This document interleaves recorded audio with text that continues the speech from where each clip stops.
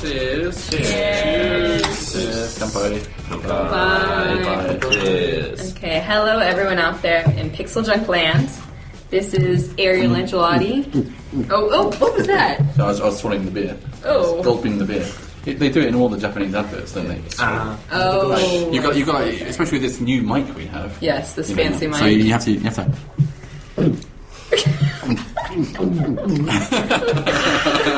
It sounds like a cat's trying to cup up a hairball.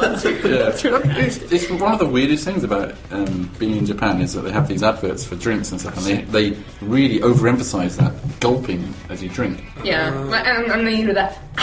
Yeah. I think that's it's quite rude, isn't it? Two things about Japanese beer: that gulping and then that enormous head you get on the I mean, I'm used to it now. Yeah. You Enormous do that. head. I like it now. The ones on the phone. Yeah, Okay. that's right. Yeah. Of course, it's worse in England where you just don't get a head, though. It's just flat beer. That's even worse, really, isn't it? I guess I'm not as in tune with beer lingo as I should, because I thought you were talking about an actual giant head. Yes, the giant head is not attached to Well, she's been drinking beforehand. Yeah. I'm just like this. This is me completely sober. This is just the way I am. I get That's the the way you're giggles gonna be. sometimes. I get the giggles. Okay, so actually we haven't done. Yeah, sorry, I interrupted there, so carry on. I'm your host Ariel Angelotti, and with me are Dylan Cuthbert. Yes, me. Yes, it's you. And Bear Tricky. He's the Relay. guy to the right. And girl, I suppose. Bear Tricky. Yes, me, very tricky. And Duncan Flett. There's no one to the right of it. You can introduce that cardboard board thing. Wooden boardy thing. Yeah. Our soundproofing. Oh dear, this is getting worse and worse. Actually, I feel like we had it more together. The recording quality is getting better, but the actual content is just repeats. I think it's getting more funny. Maybe funny in some ways. Watch as we deteriorate, folks, or listen as we deteriorate. It's a good sign, right? Okay, just one announcement this time about the YouTube version. At some points during the podcast, I will put in a picture that what? Not the picture you explanation. A picture of what? Of what we're talking about. Oh, so, for instance, They're sitting on the toilet. No grossly inappropriate. If you haven't seen the podcast, or you haven't listened to in a pool. podcast 3 yet, this is a continuation of a running gag. Please refer to podcast 3. So I might have, put in a picture. Actually, this is a little risky. I did put in a picture of shark genitalia in episode 2. You can actually find a picture of shark. yeah. I suppose you can find a picture of any genitalia on the internet. Pretty much. So. I think, isn't that one of the rules of the internet? Yeah, it is. Yeah. If you can't find it, it's not the internet. You're in some sort of fake. You're in a dream or something. I did put in a picture of that takoyaki, the octopus balls, which started the conversation of shark genitalia. I put that in. So anything that's relevant that might be an interesting visual for people at home. If we don't have an imagination. That was podcast 2, right? That was podcast 2. Yes. Right, genitalia. Yeah, because we were talking about giraffe genitalia in podcast 3. I just have to get that clear. Yeah, so we'll get there. We'll work it out. Yeah. And what genitalia shall we talk about today? What's going to crop up today? Well, it's just spontaneous. So we won't plan ahead. Okay. So today, speaking of planning ahead, today we will be talking about Duncan Flett. He's this mysterious British mystery. Origins figure of his surname with a potty quite mouth. interesting as well, aren't they? Yeah, if you like stealing sheep, defiling women. I Most people do. believe Defining sheep or stealing women. Flett's an unusual Flett. So I had teachers at school. They'd be like Fletcher, and I'm like, come on, man, where do you get that CHER on the end? How? So it's Flett, and it's from the north of Scotland, and it's people who came, I think, from Norway or Finland, or what we call Norway and Finland now. Vikings, basically, I suppose, or maybe even a bit further south. I think my geography is probably a bit off there. And they came and they stole some sheep, and they mated with the local women. And what came out of those local women 9 months later was Fletts. Your ancestors. Yeah, it's Not Fletts, not actual real Fletts from bows and arrows, but Yes, that's right. Yes, actual The name little is Flett. flits. Yeah, Little Flits. This is a little off topic, but speaking of Vikings, have any of you seen How to Train Your Dragon? Yeah, I like that. Yeah. Where did I see that? I saw it on a plane. Good movie. Yeah, I've heard. Yeah, I saw it on a people say it's plane. cool. Recommend I've seen it It's good. highly. I see all my Okay. movies on planes recently. You saw the American, right? Coming back. Yeah, that was good. Yeah, I like yeah. No, that. I thought the American was a good flick too. Yeah, the ending was quite good. Yeah. Not to spoil it for anybody, Yeah, but no. Yeah.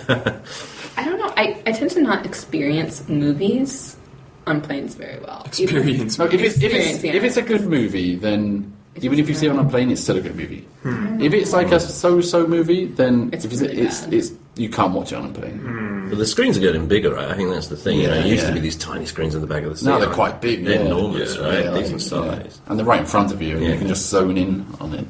But yeah, the American I thought was very Clooney. George Clooney. Yeah, doing yeah, his I did see that. Can't do strutting too his much stuff. Yeah. He's always like the same kind of character, even if he's a bad guy. So it kind of works, doesn't it? He's always a nice guy, even though he's a bad guy. So kind of.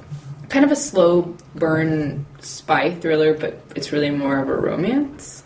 Kind kind of, of feeling? kind of, yeah. I don't know if it's a spy. I feel It's like not really spy, is it? more But of a it's kind of romance. it's kind of like a cold thriller, isn't it? Yeah. Like a Cold War thriller. Yeah. But it isn't. It isn't actually a Cold War thriller, but it's like the same sort of style. That's why he doesn't know who to trust, I suppose. That's certainly true. Yeah, that sort of. He is a bit of a sort of Bond character, isn't he? In a way. But it's really low key. Yeah. Do you see it? Yeah, I do. Oh, right. Yeah. So you like the ending? Yeah, Yeah. I thought the ending was quite sad, in a good way. right. Yeah. I'm trying In a good way. I just remember It was actually a good ending. Like, yeah. I mean, Yeah. I thought it was the right ending, which is good. You remember? You seen it? Nope. It's So we shouldn't give away the ending. I've seen The yeah. Quiet American I'm about to give away the ending. I can tell. A with few more. Michael Caine. Oh, which? The Quiet Oh, American. that's a good one. That's a Yeah. good one. The Quiet American's good. I saw that in Monterey, in America. Really? What was I doing? Why was I in Monterey? I was in Monterey by myself. Did you know the way to Monterey? Yes. The jokes should get better with more beer. Bad. No, I went to Monterey for some reason by myself, and it was a really hot day and it was really bright outside. And I wanted to go and see a movie, and I went to the aquarium and stuff, and I was enjoying the aquarium. Nice aquarium. Yeah, and then I went to on one of the main streets. There was a movie theatre, and I went in, and I'd heard about Michael Caine being in the American and stuff, the Quiet American, I should say, and I wanted to see it. So I thought, well, I might as well see it now. And I went in, and it was really weird because it just started like 5 minutes before, so all the lights were down in the theatre. It's not like Japan where you have still a bit more light to see where you can sit. Mm-hmm. So I walked into the theatre, and it was so bright outside. It was Californian sun, really, really sunny. I went in, and I couldn't see a thing. Yeah, you can't. Like, Blinded. You no, can't. I couldn't see a thing. Like, I felt like the curtains had gone over my eyes. I could see the screen, obviously, with Michael Caine like zoomed up on it. And so I was struggling along, and I thought I'd found an empty seat. That's unsolved. I started making a sit down on this empty seat. I thought I'd seen an empty seat. And so I went to sit on someone's lap and got a little scream of anguish. Oh, who was it? I have no idea. I couldn't see it. Was it a female scream or a male? It was a sort of a ladyish scream. And eventually I sort of whittled my way along to like a bit further up. It's actually very busy. I thought it'd be like a quiet. It's not like a major movie. I thought it'd be like a quiet sort of cinema, and there'd be like loads of empty seats. Right. And it was like packed, and there was just one or two like empty seats, and I couldn't see them. So it was like a puzzle, trying to find. Yeah. It was Dope. it was good memory to Nice remember. experience. Yeah. But yeah, that was a good movie. I like that. Have you seen it?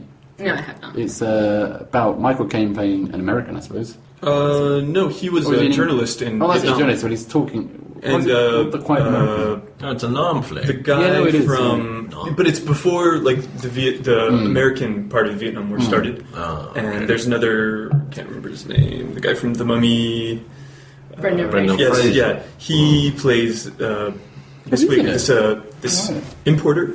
Yeah. Oh, like a quote unquote importer. Yeah, yeah. And I think he's like importing like eyeglasses or something Right. to Vietnam.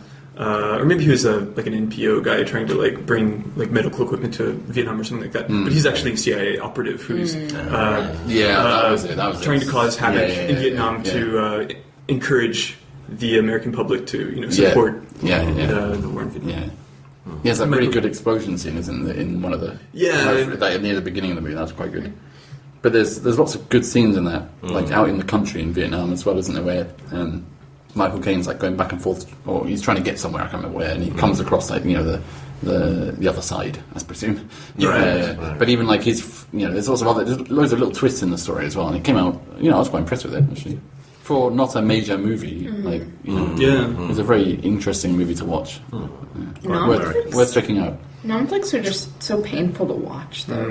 It wasn't. This is not. It's not like that. It's not like Platoon or something. There's no actual American combat thing. There's a little bit. Well, not even just combats, but just the tone. Well, the tone. The subject matter is dealt with is really usually quite heavy. Yeah, but it's not. I don't know. I thought it's quite fair the way they dealt with it, and they also showed it kind of realistically in a flat way, not particularly negative, not particularly positive, but it showed. Obviously, the CIA wasn't portrayed very positively. No, but the Vietnamese were portrayed quite well in some ways, and portrayed badly in other ways in it as well. Yeah. So, it was more. How can I put it? From the point of view was basically of Michael Caine and his wife, who is Vietnamese. Oh yeah, and, so he's like an expat type in Vietnam in like the 50s, I suppose, isn't it? Right. Yeah, so it's told more from like a relatively average citizen's point of view as opposed to like someone going in there with a gun, and like someone really being afraid of getting shot. Or something. Gets up. Yeah, no, it's definitely worth watching though.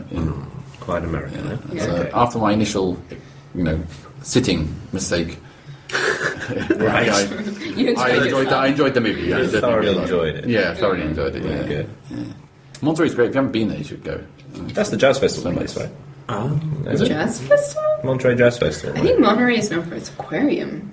My son loves aquariums. I should go. They're building one here in Kyoto, and there's a lot of controversy about it. Really? I saw that. It's not that big. Well, people like going, that's the can't problem. have that there. Well, that's the problem. Well, you have whale sharks. The dolphins in aren't going to be that happy because they're going to have, something the size of this room to swim in. Right. But that's not why they're complaining, though, is it? They're complaining because part of the park will be taken. Yeah, I think there's a lot that's of the main complaints. The park. They're just trying to find any complaint they can to stop it. But I saw it from the other day actually, and it didn't look too bad. The size of the. I thought maybe they're taking over that entire park to replacing it with, but it's not just like one part of it. It wasn't actually used that much in the first place. But I mean, that area is run down. It needs something to bring people into it. I mean, it's always been run down because it's right near the tracks of the JR. Yeah. There's a museum there that no one goes to. I mean, something needs to be. So there used to be I remember there used to be a Moss Burger there, but it didn't get enough customers, so it actually closed down. Duncan, I was wondering. That's Duncan as well, not Duncan. Duncan. Duncan. In Japanese, it's Duncan. Duncan, yeah. Group of dogs. But what do you say? How do you say it with UK English? Duncan. Kun, isn't it? Duncan. Yeah, it's a word. It's a noise you can't make in Japanese. I've been saying it right the whole time, right? Yeah. You can't mess that up. No, I was just making it clear for the viewers. Just making sure because Jamin still gets my name wrong. How does Jamin say your name? Ariel. Well, but you were saying it that way too for a while. I find it difficult. I say it any way I like. I I just say it any way I can find it. Well, it's confusing sometimes because it's sometimes in Japanese. Yeah. So you tend that way. So it's confusing. But actually, I was wondering if you'd explain what your job here is at Q. Okay, for the listening public, the reason they probably come into contact with me here at Q is non-Japanese recruitment. So Duncan at qgames.com is that's if you want a job. Duncan at q-games.com, and that's so I've dealt with non-Japanese recruitment now for a few years, must be 4 or 5 years. So. And that's part of the job. That's part of the job. No, absolutely. I'm certainly not making the big decisions as to whether you get hired or not. But I'm perhaps your first port of call. If you're a programmer or an artist or a planner, and then things get shuffled off to different departments, and then you either get a nice email from me or you get. I'm very sorry, but email from me. If you aren't any of those things, does it go direct? Wait, where does it go? If you aren't a programmer or a planner or an artist, what are you? You're right into the wrong company. Okay. I mean, a planner includes producer, all that. Yeah. Like production staff. Right.